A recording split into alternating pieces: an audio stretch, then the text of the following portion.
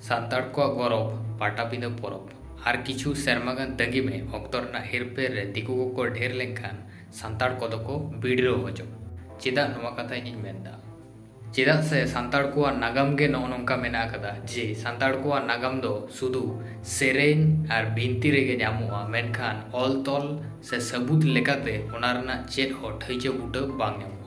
ᱤᱱᱟᱹ ᱠᱷᱟᱹᱛᱤᱨ ᱢᱤᱫᱴᱮᱱ ᱵᱤᱥᱚᱭ ᱪᱮᱛᱟᱱ ᱨᱮ ᱥᱟᱱᱛᱟᱲ ᱠᱚᱣᱟᱜ ᱫᱚ ᱵᱤᱵᱷᱤᱱᱱᱚ ᱨᱚᱠᱚᱢ ᱵᱷᱟᱵᱛᱮ ᱚᱱᱟ ᱱᱟᱜᱟᱢ ᱫᱚ ᱵᱟᱲᱟᱭᱚᱜᱼᱟ। ᱢᱮᱱᱫᱚ ᱡᱩᱫᱤ ᱫᱟᱸᱥᱟᱭ ᱜᱮᱵᱚᱱ ᱧᱮᱞᱟ ᱫᱩᱠ ᱨᱮᱱᱟᱜ ᱫᱟᱸᱥᱟᱭ ᱟᱭᱱᱚᱢ ᱠᱟᱡᱚᱞ ᱫᱟᱸᱥᱟᱭ ᱠᱟᱹᱨᱢᱩ ᱫᱷᱟᱹᱨᱢᱩ ᱫᱟᱸᱥᱟᱭ ᱱᱚᱝᱠᱟ ᱟᱹᱰᱤ ᱟᱭᱢᱟ ᱞᱮᱠᱟᱛᱮᱵᱚᱱ ᱟᱸᱡᱚᱢᱫᱟ ᱢᱮᱱᱠᱷᱟन ᱚᱱᱟ ᱠᱚᱫᱚ ᱡᱚᱛᱚ ᱴᱮᱦᱟᱴ ᱢᱮᱱᱟᱜᱼᱟ ᱪᱮᱫ ᱞᱮᱠᱟ ᱠᱟᱛᱮ ᱫᱟᱸᱥᱟᱭ ᱨᱮᱱᱟᱜ ᱥᱮᱨᱮᱧ ᱠᱷᱚᱱ ᱚᱱᱟ ᱫᱟᱸᱥᱟᱭ ᱨᱮᱱᱟᱜ ᱱᱟᱜᱟम ᱟᱵᱚ ᱫᱚᱵᱚᱱ ᱯᱟᱸᱡᱟᱭᱮᱫᱟ ᱢᱮᱱᱠᱷᱟन ᱟᱵᱚᱣᱟᱜ কোনো ᱥᱟᱹᱵᱩᱫ ᱵᱟᱹᱱᱩᱜ ᱟᱠᱟᱫᱟ ᱟᱨ 2025 ᱥᱟᱞ ᱨᱮ ᱦᱮᱡ ᱠᱟᱛᱮ ᱥᱟᱱᱛᱟᱲ ᱠᱚᱣᱟᱜ ᱜᱚᱨᱚᱵ ᱯᱟᱴᱟᱵᱤᱸᱫᱟᱹ ᱯᱚᱨᱚᱵ ᱱᱚᱣᱟ ᱫᱚ ᱥᱟᱨᱟ ᱫᱤᱱ ᱵᱚᱱ ᱢᱮᱱᱫᱟ ᱢᱮᱱᱠᱷᱟन ᱱᱚᱝᱠᱟᱱᱟᱜ ᱪᱮᱫ ᱦᱚᱸ आर्टिकल ᱚᱞ ᱛᱚᱞ ᱯᱩᱛᱷᱤ ᱠᱚ ᱵᱟᱹᱱᱩᱜ ᱟᱠᱟᱫᱟ ᱡᱟᱦᱟᱸ ᱨᱮ ᱚᱠᱛᱚ ᱨᱮᱱᱟᱜ ᱦᱮᱨᱯᱷᱮᱨ ᱨᱮ ᱡᱩᱫᱤ ᱟᱵᱚ ᱯᱟᱴᱟᱵᱤᱸᱫᱟᱹ ᱠᱷᱚᱱ ᱵᱤᱰᱨᱟᱹᱣ ᱦᱩᱭ ᱟᱵᱚᱱᱟ ᱥᱮ ᱥᱟᱱᱛᱟᱲ ᱠᱚ ᱡᱩᱫᱤ ᱱᱚᱝᱠᱟᱱᱟᱜ ᱚᱠᱛᱚ ᱨᱮᱱᱟᱜ ᱦᱮᱨᱯᱷᱮᱨ ᱛᱮ ᱯᱟᱴᱟᱵᱤᱸᱫᱟᱹ ᱠᱷᱚᱱ ᱠᱚ ᱵᱤᱰᱨᱟᱹᱜᱼᱟ ᱢᱮᱱᱠᱷᱟन ᱥᱟᱹᱵᱩᱫ ᱞᱮᱠᱟᱛᱮ ᱥᱮᱨᱮᱧ ᱨᱮ ᱟᱨ ᱦᱚᱲ ᱠᱟᱛᱷᱟ ᱨᱮᱜᱮ ᱱᱚᱣᱟ ᱵᱚᱱ ᱵᱟᱲᱟᱭ ᱧᱟᱢᱟ ᱡᱮ ᱯᱟᱴᱟᱵᱤᱸᱫᱟᱹ ᱢᱮᱱᱛᱮ ᱱᱚᱝᱠᱟᱱᱟᱜ ᱢᱤᱫᱴᱮᱱ ᱯᱚᱨᱚᱵ ᱛᱟᱦᱮᱸ ᱠᱟᱱᱟ ᱡᱟᱦᱟᱸ ᱨᱮ ᱥᱟᱱᱛᱟᱲ ᱠᱚ ᱟᱹᱰᱤ ᱛᱚᱵᱮᱞ को ᱥᱮᱱ आदिवासी सान्ताड़ को ठेन पाटाबिंदा दो कुंभ मेला लेकागे बिख्यातो गया 70 दशक खन 12टी मौजा रेन हड़ आते सिलदे रेना बिनपुर 2 नम्बर ब्लॉक रेन हड़ को कमिटी बनाव कते विशेष कमिटी बनाव कते नोआ परब दो आरो मिदटेन आलादा जायगा रे आलादा लेवल रे को इदी कदा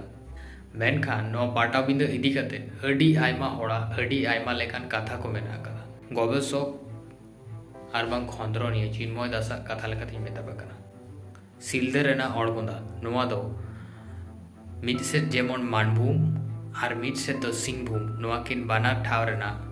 मिलन स्थल ले गानो उनिया कथा लेकाते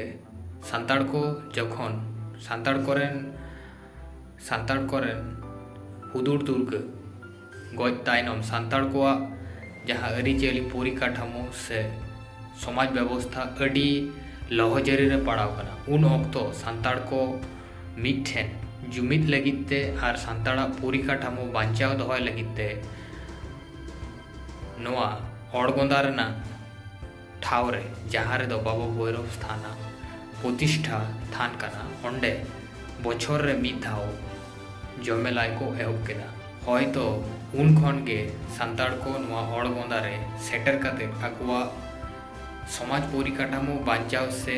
जीवित दोहय लगी बछर रे मिद धाव जुमिद जमेलाई को एहब लेदा।